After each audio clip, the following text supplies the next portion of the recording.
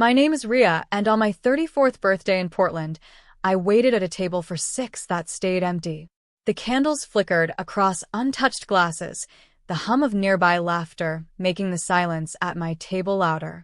I checked my phone again, hoping for a delay, a reason, a message that would make sense of the emptiness. Then it came, one text from my mother, Margot. "You're not our priority." The night had that particular stillness that only winter in Portland could hold, the kind where the air smells faintly of rain, metal, and memories. The restaurant behind me buzzed with laughter that wasn't mine. I could still hear the faint clinking of wine glasses and the occasional burst of joy from a table near the window. Their light spilled across the sidewalk, falling at my feet, and for a moment, I just stood there, half in the glow, half in the dark. 34. I had told myself this birthday would be different. I had made reservations at the same place we used to go when my father was alive, a cozy restaurant with brick walls and string lights that made everything look softer than it was. I had picked the table near the back, the one where we once celebrated my brother's graduation, where my mother used to insist we take photos because one day you'll be glad you did. I wasn't glad. Not tonight. When I arrived, I told the hostess my name, Ria, table for 6, and she smiled, asked if I'd like to wait for the others before ordering. I said yes. That was an hour ago. In the beginning, I had faith. I ordered water with lemon, smiled at every new sound that might be the door opening for them. I scrolled through old messages, texts from my mother reminding me to send money, to help Cal with his bills, to pick up things for her garden. None of them said, "How are you?" or "I love you," or "Happy birthday." By the time the waiter approached with the gift bag, my chest already ached from the weight of pretending. "From your family," he said kindly, placing the bag in front of me. His voice carried that soft sympathy of someone who didn't want to look too closely at another person's pain. I knew the scarf instantly. Silk, cream with a faint lavender border. I had bought it last December, after saving for weeks, wrapping it carefully for my mother because she had once said it reminded her of the sky at dawn. I had written a note then, "For you because you deserve softness." And now, that same scarf sat in front of me again, folded neatly, tagged with a different handwriting, one that wasn't mine. The ink still smudged from their rush. I stared at it, tracing the faint ghost of my own words beneath the new ones. A regift. A circle of indifference. Something inside me, something that had bent for years, finally stopped bending. I smiled, polite and hollow, because that's what I'd always done. That was the role I played, the calm daughter, the one who didn't make scenes, who always understood. When the bill came, I didn't hesitate. Paying for my own disappointment was a familiar act. I took out my card, signed a receipt with a steady hand, and slid my note beneath it. "Thank you, no more seats." It was more than just a sentence. It was a closing statement, a quiet resignation, a boundary finally drawn after years of being erased. As I stood, the chair scraped softly against the floor. The waiter gave me a small, uncertain smile, and I gave him one back. No explanations, no tears. Outside, the night air wrapped around me like cold silk. I breathed in deeply, the way one does before diving underwater. Across the street, a couple laughed as they hurried through the drizzle, their joined hands catching the glow of a street lamp. Life was happening all around me, messy, loud, indifferent, and for once, I didn't feel the need to chase it. The restaurant window reflected me, a woman in a dark coat, arms folded, eyes calm. Not lonely, not pitiful, just still. I saw my own shape in the glass, surrounded by the faint halo of candlelight from inside, and realized I had spent too long waiting for a seat at someone else's table. For the first time, I didn't feel forgotten. I felt finished. Finished with proving, with hoping, with giving endlessly to people who only reached for me when they needed something. Finished with mistaking proximity for love. Finished with thinking that family meant belonging. I walked down the quiet street, heels clicking against wet pavement, scarfless and unburdened. Every step felt lighter, like something invisible had been peeled away. The city hummed softly around me, the sound of a bus braking, a faint guitar from a distant bar, a dog barking somewhere in the dark. 34. Alone. Free. At the corner, I paused beneath a flickering streetlight, feeling the cold graze my skin. My breath clouded the air, and I whispered to no one in particular, "Happy birthday, Ria." No one answered, but somehow that felt right. Because this year, I finally showed up for myself. I stared at the glowing screen, the blue light tracing the tired lines beneath my eyes. The laughter in that Instagram post still echoed in my mind, the kind of laughter that belonged to people who never had to say thank you. My mother's lipstick was a bright coral shade, her hair set perfectly, Cal's arm draped over her shoulders. They looked like a family, whole and warm. I was the ghost behind the camera, erased from the frame long before the photo was taken. It wasn't the first time they had forgotten me. It was just the first time I was seeing it so clearly. The photo had a caption, "Proud of my boy. Always knew you'd make it big." Make it big, I thought. Cal hadn't worked a steady job in over a year. His business ventures were endless stories of almost successes, always paid for with someone else's money, usually mine. I remembered the first time he asked for help. "Just till payday," he'd said. That was 3 years ago. Since then, every payday had turned into another crisis. Car trouble, missed rent, emergencies that always seemed to vanish the moment I transferred the money. I had convinced myself it was love, that this was what a sister did. Now, as I stared at his wrist in that photo, the watch, sleek and expensive, the one he would later probably call a gift from a friend, I felt something in me twist. Not anger, not jealousy, something quieter, recognition. I opened my banking app, scrolling through months of transactions. It was like reading a diary of my own self-neglect. Rent transfers, bill payments, loan repayments I had taken in my name because Mom said it's easier if it's under your credit. Every line was a small bruise I had ignored. My chest tightened as I saw the latest transfer, £1, 200, labeled Cal Rent. The timestamp was just 2 days before that champagne photo. My heart went cold. He wasn't paying rent. He was shopping. I closed the app slowly and sat there for a long moment, my palms flat on the kitchen table. The air smelled faintly of jasmine tea and dust. I thought of the nights I'd gone without dinner to make payments on time, the holidays I had skipped because money was tight, the birthdays where I'd sent gifts, even when mine went unnoticed. I thought of my mother's text earlier that evening, "You are not our priority," and realized she wasn't lying. So I opened my laptop. A blank Excel sheet blinked at me, patient and waiting. I typed the title in bold, Ria's Ledger. The first few entries came easily, numbers I remembered without looking. Car fees £2,100.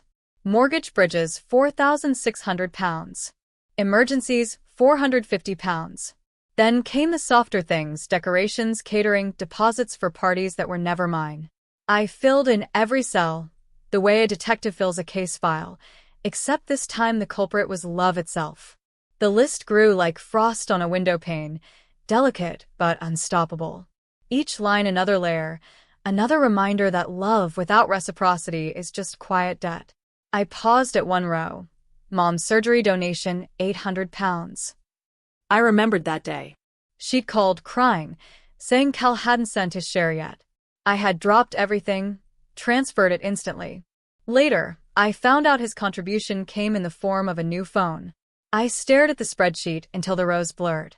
My cursor hovered at the end of the last entry, blinking steadily, as if asking, "How much more will you pay for being the good one?" I leaned back in my chair, rubbing my temples. The house was silent, but it wasn't peaceful. It was the silence of realization, the kind that fills you when the truth finally catches up. On the fridge, there was a photo of us taken years ago, Mom, Cal, and me at Cannon Beach. I was holding the camera at arm's length, smiling too hard. They were smiling too, but their eyes weren't looking at me. I took the photo down and placed it face down on the counter. My phone buzzed. It was a message from Cal. "Hey sis, need a small favor, rent due again soon. Can you?" I didn't reply. I just looked at the spreadsheet again, the numbers crisp and undeniable. For years, I had measured love in currency, how much I could give, how much I could forgive. But now, for the first time, I was measuring loss. My own. As midnight passed, I saved the file. The name glowed on the desktop like a quiet declaration. Ria's ledger. I sat back and let the weight of the truth settle. Every act of generosity had been a transaction written in invisible ink. Tonight, I finally made it visible. And as the clock ticked softly in the dark, I whispered to myself, no more unpaid debts. The morning light spilled softly through the blinds, pale and indifferent, casting faint bars across the kitchen table.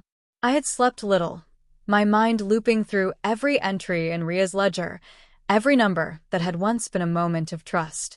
My body moved through the morning routine almost automatically, kettle, cup, spoon, but inside, something had shifted. I opened my laptop, the familiar blue glow warming my face. The folder labeled Dad's estate sat at the corner of the desktop like a relic from a more innocent time. I had promised him, years ago, that I'd keep it safe, that I'd make sure everything remained fair between us. You've always been the careful one, Ria, he'd said, his voice rough but gentle. The password came easily. It was his birthday. The documents opened in neat, chronological order, original title, appraisal letters, joint ownership confirmation. My name, clear and confident beside my brother's and mother's. Then, halfway down the list, something new. A file I hadn't seen before. Deed_Rev 2025, PDF. My pulse thudded. I clicked it open, and the screen filled with legal text. It took me a moment to notice the line that mattered. Current ownership, Calvin Moore, Margot Moore. My name, gone. I blinked once, twice, then scrolled up and down, as if it might reappear. But it didn't. There was no mistake. The file date confirmed it, 4 weeks ago. Filed without my knowledge, without my consent. My hands trembled slightly, coffee cooling beside me. It wasn't about the property itself. It was about erasure. The quiet kind, the kind that doesn't make noise but hollows you out from the inside. I sat there, reading the timestamp over and over. 9:43 a.m., exactly 1 month ago. That was the week Cal had called me to check in. He'd said he missed me, that he wanted to rebuild our relationship. I'd believed him. I exhaled slowly, steadying my breath, then opened a new email. The words came out measured, precise, stripped of emotion. Dear Ms. Patel, please confirm the legality of this update. Attached is a revised deed recently added to my late father's property file. Best. Ria Moore. I attached the file and hit send. Then I waited. Waiting has a sound. It's the tick of the clock, the distant hum of the refrigerator, the faint whisper of traffic outside. It's the sound of hope shrinking by the minute. I spent the next few hours trying to focus on work, but every few moments my eyes drifted back to the screen. No reply. Just that single message sitting in my sent folder, unread. By noon, I gave up pretending to be productive. I took my cup to the sink, rinsed it slowly, and stared at the water circling the drain. I thought about all the quiet ways my family had rewritten my place in their lives. Birthdays forgotten, favors taken for granted, messages unanswered. This was just the final edit, the legal punctuation at the end of a long sentence. When the doorbell rang that afternoon, I already knew who it was. The scent arrived first, floral, cloying, unmistakable. Margot. My mother. She stepped in without waiting for an invitation, like she always did. Her coat was neatly buttoned, her hair set in perfect waves. She held a pastel shopping bag with tissue paper peeking out, her smile tight, rehearsed. I brought you something, she said. I stayed seated at the table, hands folded in front of me. My laptop screen was still open to the document, the missing name glaring back at me. She placed the bag on the table between us. A peace offering, she said softly, her tone the same one she used when smoothing over her own guilt. I didn't look inside. I lifted the bag, felt its weight, something small, unnecessary, and set it gently into the bin beside me. The paper crinkled as it landed. For a moment, she said nothing. The air between us filled with perfume and tension. Then I reached for the folder on the table, Ria's ledger. I slid it toward her. The spreadsheet printed neatly, every number in order, every column balanced. Tell them, I said quietly. I stopped paying to be ignored. Her eyes flickered down at the papers. I watched her lips tighten, her fingers gripping the edge of the table. "This isn't how family works," she said finally, her voice trembling, though whether with anger or fear, I couldn't tell. "No," I said evenly. "It's exactly how this family works." Her gaze shifted toward the laptop screen. She saw the file name, Deed_Rev 2025, PDF, and looked back at me quickly. "You shouldn't take it personally," she said. "It's just easier this way. Cal handles things." "Easier," I repeated. The word tasted bitter. "For who?" She sighed, exasperated now, like I was the one being unreasonable. "You always make everything so dramatic. We thought you'd understand." I leaned back slightly, watching her. "You took my name off my father's property, without telling me. And you call that understanding?" Her mouth pressed into a thin line. "You'll end up alone, Rhea," she said finally, the words landing sharp as glass. I looked at her, the woman who raised me, who once brushed my hair before school, who taught me to bake bread on rainy days. Somewhere along the line, she had stopped seeing me as her daughter and started seeing me as her solution. "I already am," I said quietly, "but now by choice." Something flickered across her face, something like surprise. She wasn't used to this version of me, the one who didn't flinch, who didn't plead. For a moment, I thought she might apologize.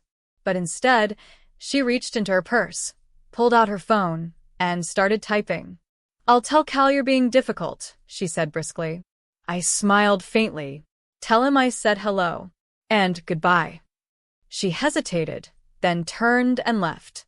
Her perfume lingered, sweet and suffocating. When the door closed, I let out a breath I hadn't realized I was holding. My hands were steady now.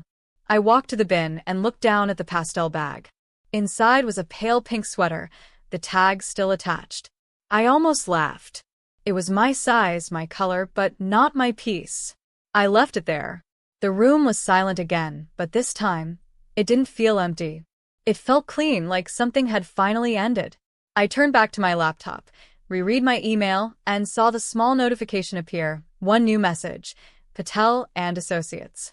I didn't open it yet. I just sat there, coffee cold, heart calm, realizing that for the first time in years, I wasn't waiting for approval. I was waiting for closure. The phone call came just after noon. The sun was sharp against the window pane, scattering gold light across the kitchen floor. I had almost stopped checking for messages, but when I saw the attorney's name flash across the screen, my breath caught. "Ms. Moore," she said, her voice steady, professional, but I could hear the smile in it. "The correction has been processed. The title now lists you as rightful co-owner. Everything is restored, clean and final." I thanked her softly, my voice calm but my fingers trembling slightly against the phone. It wasn't about the property anymore.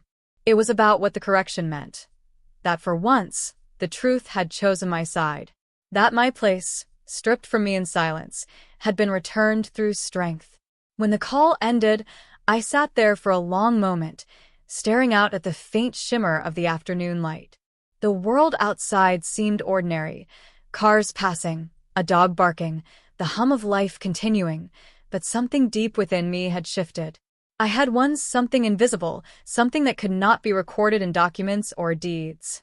That evening, I sat on my porch, the scent of jasmine in the air, the city soft beneath the dusk. The porch light glowed amber, the air cool but gentle. I could hear the faint sound of a saxophone from a neighbor's window, the melody weaving into the stillness around me. In front of me lay a stack of unopened envelopes, bills, statements, subscription renewals. One by one, I opened them, not with dread but with quiet resolve. I logged into my accounts, checked every autopay that had long been running without question, and canceled each one. Gym memberships I never used. Streaming services that filled silence I didn't need. Family-linked payments for Cal's phone, for Margot's utilities. All of it. Each cancellation felt like closing a door. Then I opened my messages.